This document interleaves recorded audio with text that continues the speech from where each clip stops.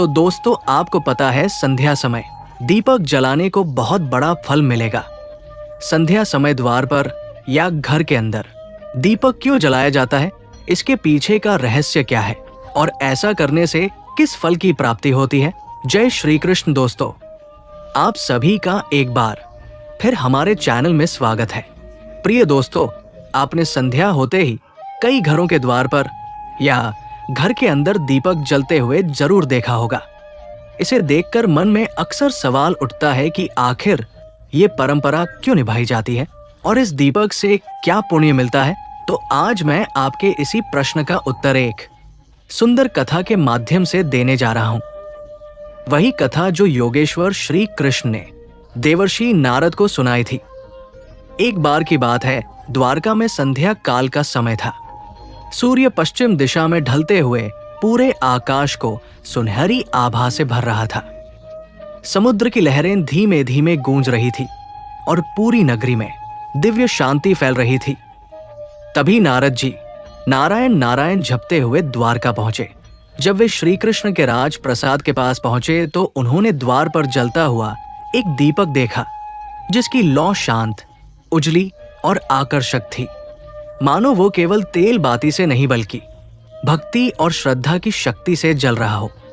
इस दीप को देखकर नारद जी के मन में जिज्ञासा जागी। उन्होंने भगवान श्री कृष्ण को प्रणाम किया और निवेदन किया, हे द्वारकाधीश, संध्या के समय आपके द्वार पर जलने वाले इस दीपक का रहस्य क्या है? ये परंपरा क्यों निभाई जाती है और संध्या दीप जलाने वाले भक्त को क्या फल मिलता है? नारद के प्रश्न पर श्री कृष्ण मुस्कुराए और बोले, हे मुनि, तुम्हारा प्रश्न अत्यंत मंगलकारी है। संध्या का दीप केवल प्रकाश नहीं बल्कि अज्ञान को मिटाने वाली दिव्य ज्योति है। जो व्यक्ति श्रद्धा से ये दीप प्रज्वलित करता है, वो अपने घर ही नहीं बल्कि अपने विचार, अपने कर्म और अपनी आत्मा को भी प्रकाश से भर देता है। हे नारद, इसके पीछे का रहस्य मैं तुम्हें एक प्राचीन कथा द्वारा बताता हूं, जो इस दीपक की असली महिमा प्रकट करती है। हे देवर्षि, बहुत समय पहले की बात है, जब अयोध्या नगरी स्वर्ण प्रभा से दमकती थी। उस पवित्र भूमि में धर्म, सत्य और मर्यादा का वास्तविक निवास था। मार्गों पर चलते ही वेद मंत्रों की मधुर स्वर लहरियां सुनाई देती थी और प्रत्येक आंगन से उठती पूजा की ध्वनि पूरे वातावरण को पवित्रता से भर देती थी। उसी दिव्यता से भरे शहर में एक अत्यंत विद्वान, तपस्वी और धर्मशास्त्रों में प्रवीण ब्राह्मण रहता था, जिसका नाम था संदर्भ। उसका जीवन ज्ञान का दीपक था। उसने वेद, उपनिषद, स्मृतियाम, आरण्यक और ब्रह्म सूत्रों का गहन अध्ययन किया था। धर्मशास्त्र के सूक्ष्म से सूक्ष्म नियम तक उसे कंठस्थ थे। यज्ञ, अनुष्ठान और वेद पाठ में उसकी निपुणता इतनी अप्रतिम थी कि अयोध्या के लोग उसे आदर से ब्राह्मण श्रेष्ठ कहकर संबोधित करते थे। परंतु हे देवर्षि, संदर्भ का ज्ञान जितना विशाल था, उतनी ही कमी उसके हृदय में भक्ति की थी। वो पूजा अवश्य करता था, पर वो केवल एक दायित्व, एक औपचारिक कर्म की तरह थी। उसके भीतर श्रद्धा की वो कोमलता, प्रेम की वो मधुरता और समर्पण की वो गहराई नहीं थी जो किसी सच्चे भक्त में होती है। वो शास्त्रों का झाता था, पर ईश्वर का रसास्वादन नहीं कर पाया था। पर उसके घर में ये अभाव उसकी धर्मपत्नी सुजाता पूर्ण करता थी। सुजाता एक पुण्यवती, सती और भक्तिमयी नारी थी। मानो उसका जन्म ही भक्ति के लिए हुआ हो। उसका मन प्रत्येक्षण ईश्वर में रमा रहता। उसकी आंखों में भक्ति की अश्रुधारा अक्सर चमकती रहती और उसकी वाणी से हर समय भगवान विष्णु के नाम की मधुर गूंज निकलती। सुजाता अनुशासन का जीवंत रूप थी। प्रतिदिन ब्रह्मा मुहूर्त में जब पूरा संसार निद्रा में लीन होता, तब वो उठ जाती, ठंडे जल से स्नान करती, स्वच्छ वस्त्र धारण करती और घर के मंदिर में एक दीप जलाकर अत्यंत श्रद्धा से भगवान विष्णु की आराधना करती। उसके भाव ऐसे पवित्र थे कि उसे देखकर लगता जैसे देवी लक्ष्मी स्वयं उसके हृदय में वास करती हो। सुबह, दोपहर या कोई भी समय सुजाता का मन हर क्षण भगवान में ही डूबा रहता था। विशेषकर जब संध्या होती और सूर्यदेव धीरे धीरे अस्ताचल की ओर बढ़ते तब उसकी भक्ति और भी तीव्र हो जाती। वो पूरे घर को लीप पोत कर साफ सुथरा करती, आंगन को ऐसे सजाती मानो कोई देवालय हो। फिर अपने मन को पूर्ण शुद्ध कर शांत भाव से द्वार के पास जाती और अपने दोनों हाथों से एक छोटा सा दीपक प्रज्वलित करती। उस दीपक की ज्योति केवल अंधकार नहीं बल्कि जीवन के अज्ञान को हटाती प्रतीत होती थी। दीप जलाकर सुजाता अपने हाथ जोड़ती और प्रार्थना करती है, प्रभु ये दीप केवल मेरे घर के लिए नहीं, ये आपके चरणों में, इसमें मैं अपना समर्पण, अपना भाव और अपनी भक्ति अर्पित करती हूं। दोस्तों, आगे भगवान श्री कृष्ण कहते हैं, हे देवर्षि, एक दिन संध्या का समय था।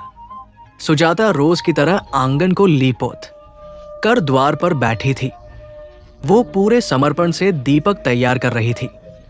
उसने मिट्टी के छोटे से दीप में तिल का तेल डाला, रुई की बाती रखी और आंखें बंद कर भगवान का स्मरण करते हुए दिया प्रज्वलित किया। ठीक उसी क्षण उसका पति संदर्भ वहां पहुंचा। सुजाता को देखकर वह उपहास भरे स्वर में बोला, है वल्लभ, तुम ये दीप रोज क्यों जलाते हो? इससे क्या लाभ मिलता है? ये तो तेल की व्यर्थ बर्बादी है। दोस्तों, पति के ऐसे कटु शब्द सुनकर सुजाता ने ना क्रोध किया, ना कोई कठोर उत्तर दिया। वो शांत हो गई और विनम्रता से बोली, हे स्वामी, ये दीप केवल तेल और बाती से नहीं जलता, ये मेरी श्रद्धा से प्रज्वलित होता है। ये मेरे हृदय की भक्ति का चिन्ह है। इससे घर में लक्ष्मी का आगमन होता है और धर्म का प्रकाश फैलता है। उसकी बात सुनकर सुदर्शन, जो अपने ज्ञान और तर्क के अभिमान में डूबा था, मुस्कुराते हुए बोला, है वल्लभ, यदि ये दीप इतना प्रभावशाली है तो ठीक है, मैं भी देखना चाहता हूं कि क्या ये तुम्हें किसी संकट से बचा सकता है। मुझे तो ये सब अंधविश्वास ही लगता है। संदर्भ की ये बात सुनकर सुजाता का मन दुख से भर गया, पर उसने फिर भी संयम नहीं छोड़ा। शांत स्वर में बोली, है स्वामी, संकट के समय ही भक्ति की असली परीक्षा होती है और जो भक्ति सच्ची होती है वो हर परीक्षा में सफल होती है। इतना कहकर वो अपने काम में लग गई। दोस्तों, समय अपनी गति से आगे बढ़ता गया, परिस्थितियां बदली और फिर एक दिन अचानक ऐसा हुआ जिसने संदर्भ के जीवन की दिशा ही बदल दी। अयोध्या पर भयंकर अकाल का प्रकोप छा गया। महीनों तक आकाश सुना रहा, बादल आते पर बरसते नहीं थे। खेत सूख गए, तालाबों का जल समाप्त हो गया और धरती फटने लगी। पूरी नगरी भय और त्रास में डूब गई। अनाज के दाम आसमान छूने लगे। भूख से बच्चे रोते चिल्लाते, माता पिता असहाय होकर उन्हें देखते। अकाल इतना विकराल हुआ कि राजमहल तक में अन्न की कमी होने लगी। दोस्तों, श्री कृष्ण कहते हैं, हे देवर्षि, वह विपत्ति सुदर्शन के घर को भी नहीं बख्श सकी। जहां कभी यज्ञों का धुआं उठता था, वहां अब चूल्हा तक ठंडा पड़ा था। वेद पाठ की मधुर ध्वनि अब भूख की कराह में दब चुकी थी। घर में रखा अंतिम दाना तक समाप्त हो गया था और पानी का एक छोटा पात्र भी दुर्लभ हो गया था। संदर्भ, जो स्वयं को महान ज्ञानी समझता था, अब असहाय खड़ा था। उसके चेहरे पर निराशा की रेखाएं गहरी होती जा रही थी। परंतु इतना सब होने के बाद भी सुजाता की आस्था अडिग रही। उसने अपने प्रभु पर विश्वास कभी नहीं छोड़ा। वो स्वयं भूखी रह लेती, लेकिन संध्या दीप जलाना नहीं छोड़ती थी। उसने अपनी आंखों में आशा की ज्योति संजोए अपने पति से कहा, है स्वामी, ये दीप चाहे कितना भी छोटा हो, पर इसका प्रकाश मेरे विश्वास से बड़ा है। जब तक ये दीप जलता रहेगा, कोई विपत्ति हमें छू भी नहीं पाएगी। दोस्तों, वो प्रतिदिन की तरह हर संध्या द्वार पर दीपक प्रज्वलित करती रही। घर में अन्न और जल का नाम तक नहीं बचा था, लेकिन फिर भी वो दीप जलाना नहीं छोड़ती थी, क्योंकि उसका ईश्वर पर विश्वास अडिग था। हे देवर्ष, वो रात अत्यंत विचित्र थी। चारों ओर भयंकर अंधकार पसरा हुआ था। आकाश में ना कोई तारा चमक रहा था, ना चंद्रमा की कोई किरण धरती पर उतर रही थी। दिशाएं मौन थी, वायु स्थिर थी और अयोध्या की गलियां सूनी पड़ी थी। हर घर भूख और चिंता से घिरा था। लेकिन संदर्भ के द्वार पर एक दीप फिर भी जल रहा था। वही संध्या दीप जिसे सुजाता प्रतिदिन जलाया करती थी। उस रात उसकी लौ पहले से कहीं अधिक उज्जवल थी, मानो कोई अदृश्य शक्ति संकेत दे रही हो। सुजाता दीप के सामने बैठी प्रभु का स्मरण कर रही थी।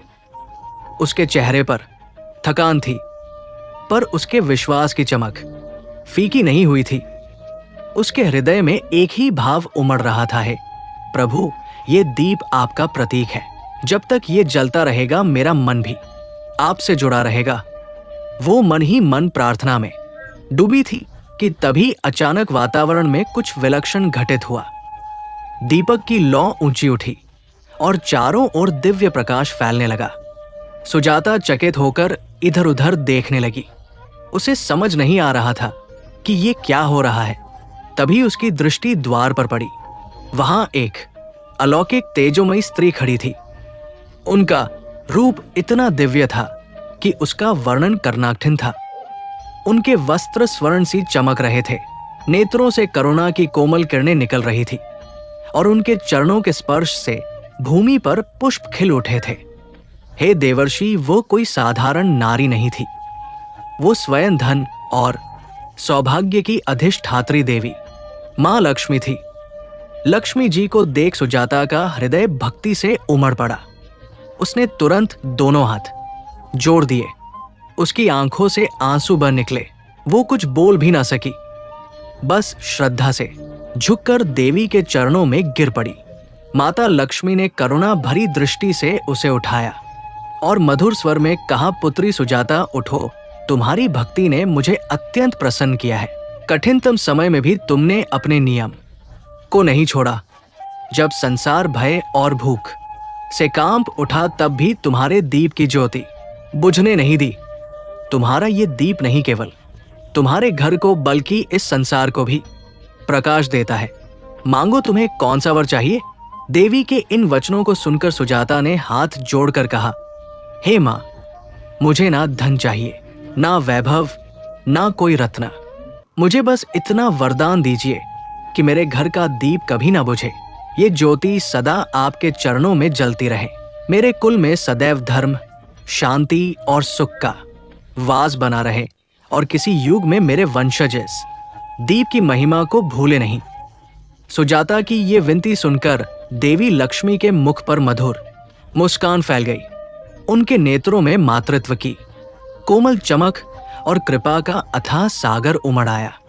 उन्होंने अपना उज्ज्वल हाथ सुजाता के सिर पर रखा और मधुर स्वर में कहा, तथास्तु पुत्री, तुम्हारे घर में सदैव प्रकाश रहेगा। ये दीप कभी नहीं बुझेगा और जो भी मनुष्य संध्या के समय श्रद्धा और भक्ति से दीप जलाएगा, उसके जीवन से दरिद्रता, रोग और भय दूर हो जाएंगे। उसके घर में मेरा स्थायी वास होगा और देवता स्वयं उसकी रक्षा करेंगे। ये दीप केवल तेल का नहीं, श्रद्धा का प्रतीक है। जो इसे सच्चे भाव से जलाएगा, उसका जीवन प्रकाश से भर उठेगा। ये कहते कहते देवी का स्वर मंद पड़ने लगा। उनके चारों ओर का तेज और भी प्रखर हो गया और अगले ही क्षण माता लक्ष्मी अदृश्य हो गई। अब वहां केवल दीपक की लौ जल रही थी, पर उसकी छोटी सी ज्योति में दिव्य आशीर्वाद चमक रहा था। सुजाता की आंखें आंसुओं से भरी थी। उसने दीप की ओर सिर झुकाकर प्रणाम किया। उसके भीतर ऐसी शांति और आनंद उमड़ आए मानो स्वयं ईश्वर उसके हृदय में प्रकट हो गए हो। उसे अनुभव हुआ कि भक्ति कभी व्यर्थ नहीं जाती। सच्ची श्रद्धा अंततः दिव्यता को सामने ला ही देती है। दोस्तों, आगे श्री कृष्ण नारद जी से कहते हैं, हे देवर्षि, वो संध्या सुजाता के लिए किसी चमत्कार से कम नहीं थी। अगली सुबह जब भोर की पहली लालिमा फैली और संदर्भ की नींद खुली, उसने आंखें खोली तो सामने का दृश्य देख वो स्तब्ध रह गया। जहां कल तक उसके घर की कोठारें खाली थी। वहां अब अनाज से भरे बड़े बड़े पात्र रखे थे। धान, गेहूं, चावल, फल और सब्जियां सलीके से सजे थे। घर के आंगन में ऐसी मधुर सुगंध फैली थी कि लगता था जैसे वसंत स्वयं उतर आया हो। वातावरण शांत था, पवित्र था और हर कोना दिव्य आनंद से भरा था। संदर्भ विस्मय में इधर उधर देखता रहा। उसे ये समझ ही नहीं आया कि ये सब कैसे हुआ। वो तुरंत अपनी पत्नी के पास गया और व्याकुल होकर बोला, हे वल्लभ, ये सब कैसे हुआ? कल तक तो हमारे पास एक दाना नहीं था और आज ये संपन्नता कहां से आ गई? सुजाता के चेहरे पर शांत मुस्कान थी। उसने धीमे स्वर में कहा, स्वामी, ये किसी मनुष्य का किया नहीं, ये उसी दीप की कृपा है जिसे आप व्यर्थ समझते थे। वही दीप जो प्रतिदिन भगवान के चरणों में अर्पित होता था। उसकी भक्ति से माता लक्ष्मी स्वयं कल रात यहां पधारी थी। उन्होंने आशीर्वाद दिया कि हमारे घर का दीप कभी न बुझे। ये सारी समृद्धि उसी दिव्य आशीर्वाद का प्रभाव है। ये सुनते ही संदर्भ के नेत्र नम हो गए। उसके भीतर पश्चाताप की अग्नि और भक्ति की लहर एक साथ उठी। भाव विवल होकर वो बोला, सुशीले, तुमने ठीक कहा। मैं ज्ञान के अभिमान में डूबकर अंधकार में जी रहा था और आज इसी छोटे से दीप ने मुझे प्रकाश का असली अर्थ दिखा दिया। मैंने शास्त्रों में बहुत कुछ पढ़ा है, लेकिन तुम्हारी भक्ति ने मुझे धर्म का साक्षात रूप दिखा दिया।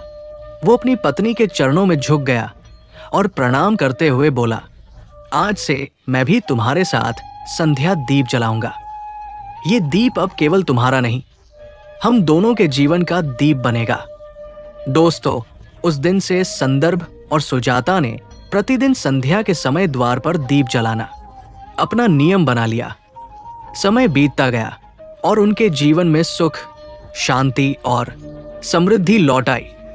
जिस घर में कभी दुख की छाया थी, वहां अब भक्ति का प्रकाश फैल गया। धीरे धीरे ये चमत्कार नगर में फैल गया। पड़ोसी पूछते, ये सब कैसे हुआ? सुजाता मुस्कुराकर उत्तर देती, संध्या का दीप केवल घर को नहीं, हृदय को भी प्रकाशवान करता है। उसकी बातें सुन लोग प्रेरित होने लगे और देखते देखते अयोध्या की प्रत्येक गृहिणी ने संकल्प कर लिया कि वो भी प्रतिदिन संध्या बेला में दीप जलाएगी। फिर एक दिन ऐसा आया जब पूरी अयोध्या के हर द्वार पर दीपक जल रहे थे। दूर से देखने पर लगता था मानो असंख्य तारे धरती पर उतर आए हो। हर घर प्रकाश से भरा था, हर हृदय भक्ति से।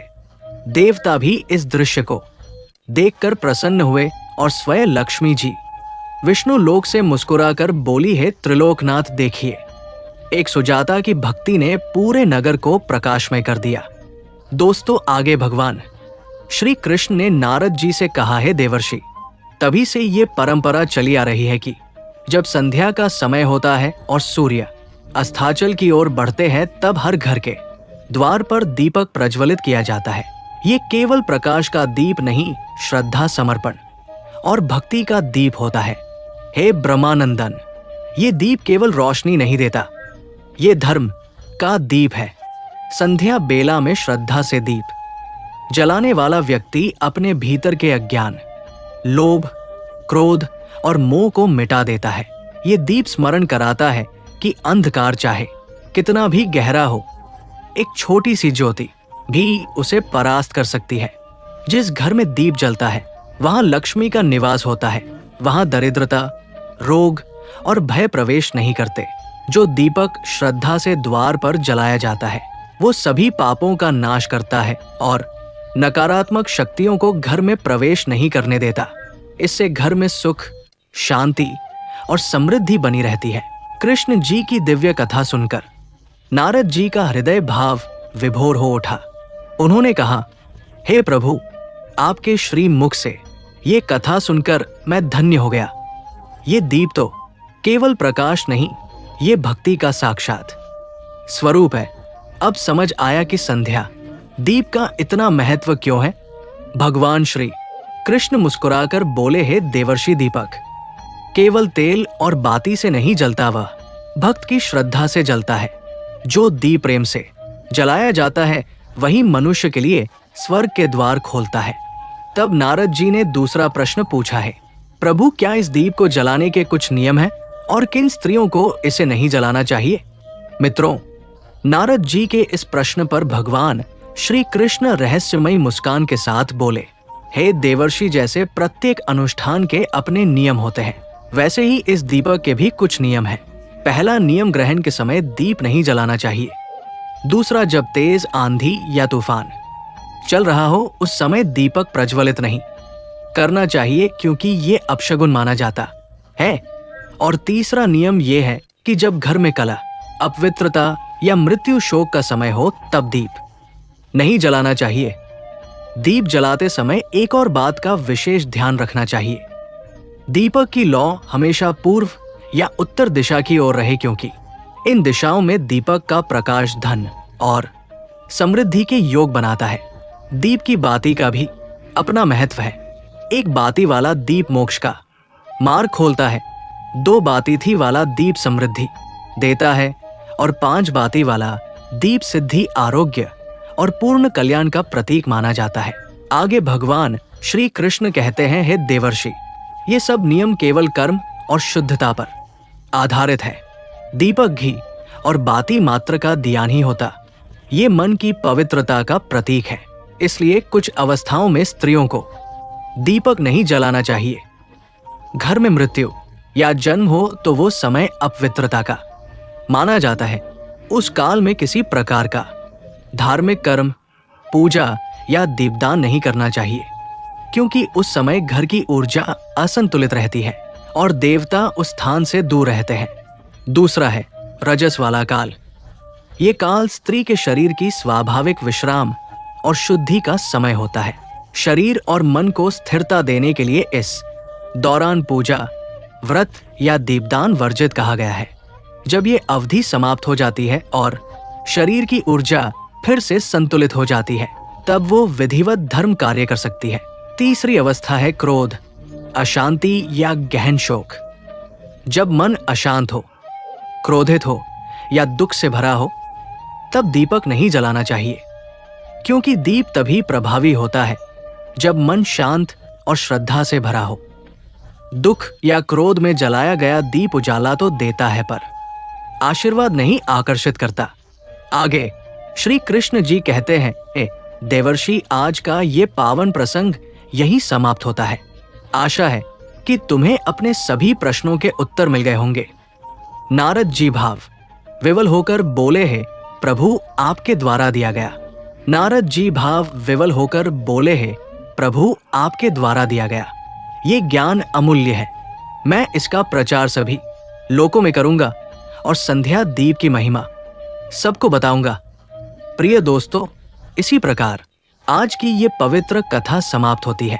यदि ये कथा आपके मन को स्पर्श कर गई हो तो प्रेम से बोलिए जय श्री कृष्णा, जय भोलेनाथ। और वीडियो अंत तक देखने के लिए आपका हृदय से आभार। ऐसी ही मोटिवेशनल वीडियो के लिए हमारे चैनल को सब्सक्राइब जरूर कीजिए। तो फिर मिलते हैं एक और नई वीडियो के साथ। जय श्री कृष्ण।